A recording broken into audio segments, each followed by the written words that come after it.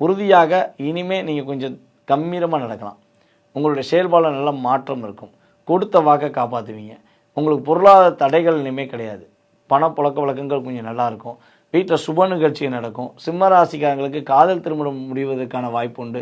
யாரெல்லாம் திருமணத்துக்காக முயற்சி எடுத்துக்கிருக்கீங்களோ உங்களுக்கு உறுதியாக திருமணம் நடக்கும். அதுபோல் கணவன் மனைவி ஒற்றுமையில் ஒரு பலப்படுத்த முடியல, என் கணவரை என்னால் புரிய வைக்க முடியல, என்னுடைய மனைவியை புரிய வைக்க முடியல, கல்யாணம் முடிச்சதுலேருந்தே நாங்கள் பிரச்சனையை தான் சந்திச்சுக்கிருக்கோம். ஸோ ஒரு புரிதல் வந்துடாதான்னு ஒரு ஏக்கத்தில் இருக்கேன். குழந்தைக்காண்டி நான் கொஞ்சம் பொறுத்து போய்க்கிருக்கேன்.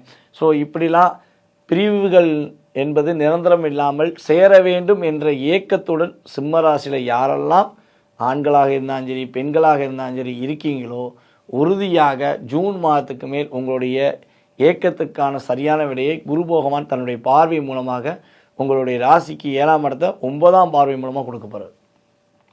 இந்த வட்டம் சனி பயிற்சி ஒரு பக்கம் ஒரு பதட்டத்தை கொடுக்குன்னு சொல்லி கொஞ்சம் இருந்தாலும் குரு பார்வை உங்களுக்கு ஒரு சுபத்துவத்தை கொடுக்கக்கூடிய தன்மையில் இருக்குது.